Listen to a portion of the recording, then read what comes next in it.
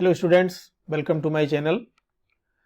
Class 10th UP board exam 2025 संकेतांक ये आप देख रहे होंगे 824 CN। अब इसमें जो है जो क्वेश्चंस हैं MCQ और डिस्क्रिप्टिव टाइप के, तो सबसे पहले आप बहुविकल्पीय क्वेश्चन देखें MCQ। एक उत्तल लेंस के फोकस तथा प्रकाशिक केंद्र के बीच एक पतली सीधी छड़ स्थित है। छड़ का प्रतिबिंब है आभासी सीधा व छोटा, आभासी सीधा व बड़ा, वास्तविक उल्टा व बड़ा, वास्तविक उल्टा व छोटा। तो जब फोकस और प्रकाशिक केंद्र के बीच में रखा जाता है तो आभासी सीधा और बड़ा बनता है।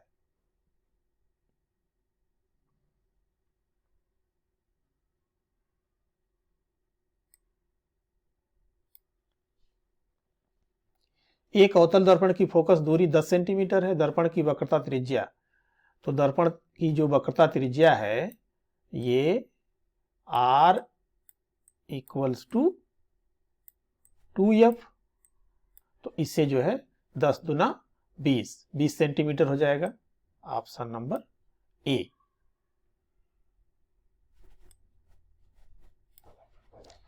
एक प्रिज्म से प्रकाश के अपवर्तन को चित्र में दिखाया गया है। विचलन कोण होगा, तो आपतित किरण को आगे बढ़ाने और निर्गत किरण को पीछे बढ़ाने में जो कोण बनता है वही कोण जो है विचलन कोण कहलाता है। तो ये जो है एक्चुअल में विचलन कोण जो है ये है, इसको जो है ये विचलन कोण कहा जाता है। तो यहां पर ये दिखाया गया है ये गामा, तो इस तरह से यहाँ पर ये निर्गत कोण होगा और ये विचलन कोण, तो यहाँ पे दिखाना होना चाहिए ये होगा गामा सी।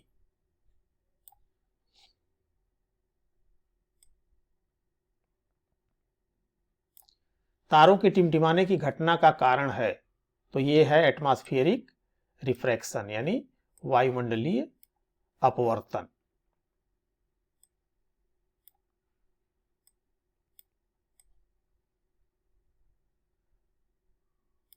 विद्युत परिपथ में प्रयुक्त होने वाले कुछ अवयवों के नाम स्तंभ X में दिए गए, स्तंभ Y में दिए गए चित्रों से सुमेलन का सही विकल्प का चयन कीजिए। तो बोल्ट मीटर आप देख रहे हैं कि कौन सा है, ये 3 नंबर हो गया।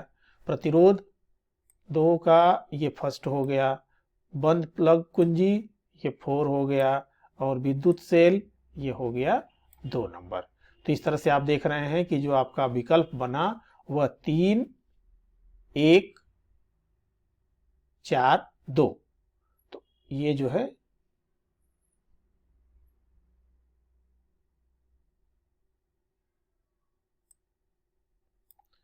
ये आपका विकल्प हो गया 5वें का डी।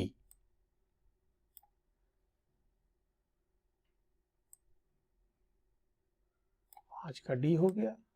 अब इसी तरह से आगे का देख लीजिए आप। किसी तार का प्रतिरोध 2 ओम है।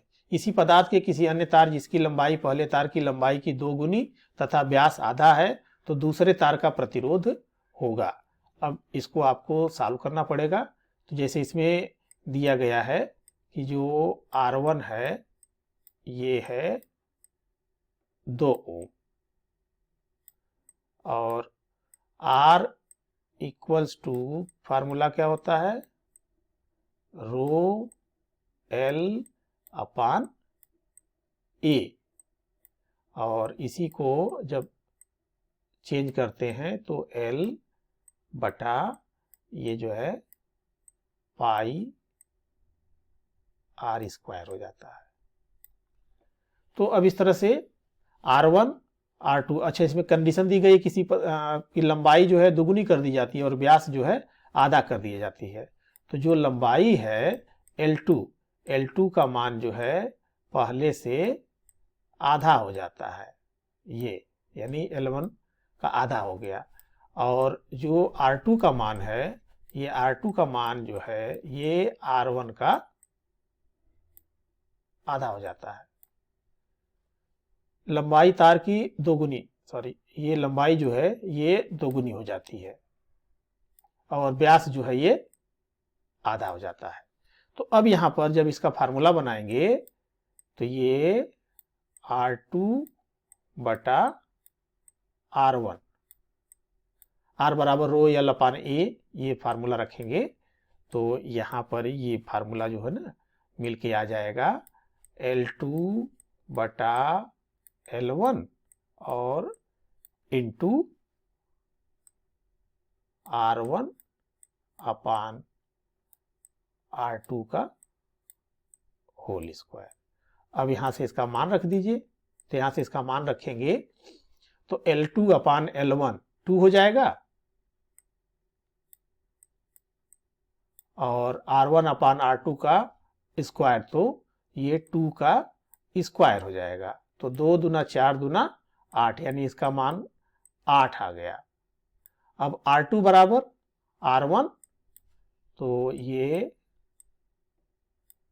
R2 बराबर हो गया 8R1 और R1 का मान कितना दिया गया है, R1 का मान दिया गया 2, तो 8 दूना 16 ओम। ये जो है आंसर हो जाएगा ऑप्शन नंबर बी।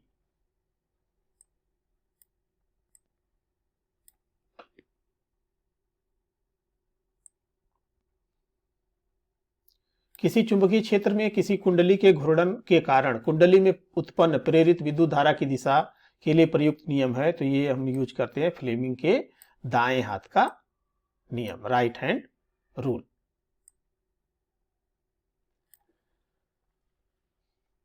ये केमिस्ट्री का पोर्शन है, सबसेक्शन 2, CH3COOH का IUPAC नाम, तो वैसे तो इसको आप एसिटिक एसिड बोलते हैं, लेकिन IUPAC नाम इसका क्या होता है, एथेनोइक एसिड, यानी 8 का ये हो गया B.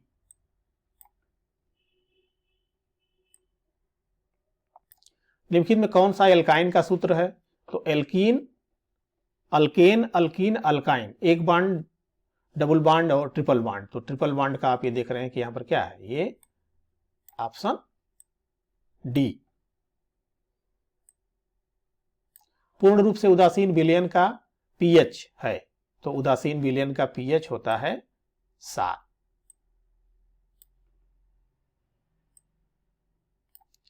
Common name of Na2CO3.10H2O, तो ये होता है धावन सोडा, यानी ये वॉशिंग सोडा।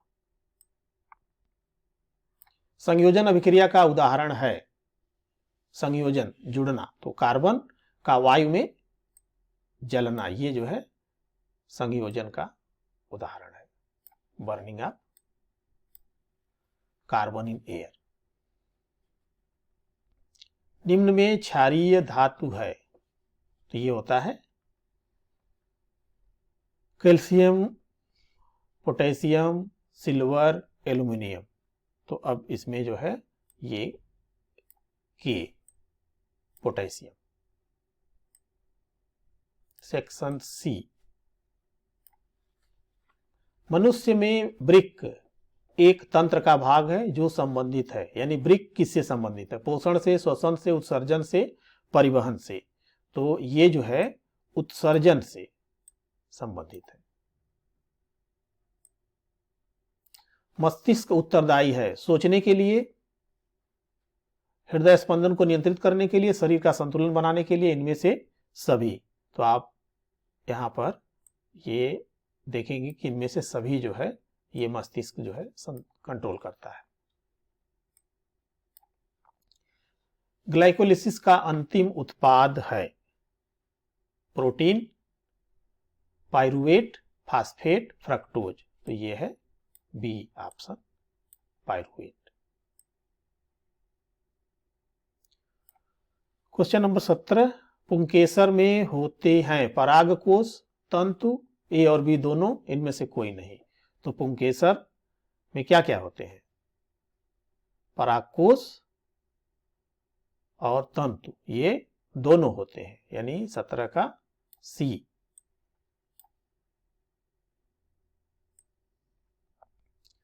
मेंडल ने अपनी प्रारंभिक शिक्षा प्राप्त की थी गिरजाघर से, प्राथमिक विद्यालय से, घर से, मंदिर से। तो ये जो है मोनेस्ट्री से प्राप्त किए थे।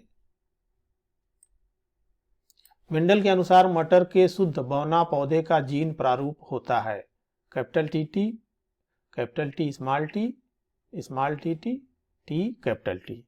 तो ये आपने पढ़ा हुआ है, ये है स्मॉल टी टी। निम्नलिखित में कौन शीर्ष मांसाहारी है? हिरन, मेढक, सांप, बाघ। ये हो जाएगा बाघ यानी टाइगर। ये हो गया पार्ट ए का आंसर। अब इसी तरह से देखिए इसके में बी का है निकट दृष्टि दोष का संशोधन कैसे किया जाता है? तो निकट दृष्टि दोष का संशोधन जो है अवतल लेंस का प्रयोग करके किया जाता है। यहाँ पर जो है अवतल लेंस यूज किया जाता है।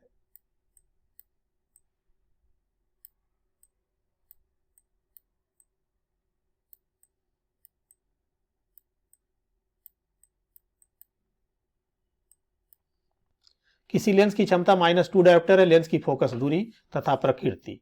तो इसकी जो फोकस दूरी है ये f इक्वल्स टू हो जाएगा 100/-2 दिया जाएगा -50 सेंटीमीटर। -50 सेंटीमीटर माइनस में है तो यह अवतल को बताएगा।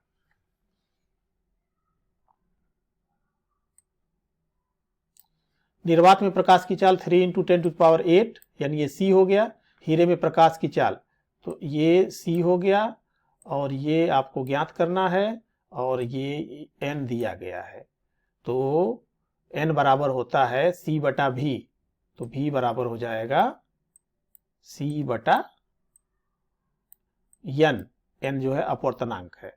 अब जो है इसको आप सॉल्व करेंगे तो 3 × 10⁻8/2.42 तो ये आ जाएगा आपका जो है 1.23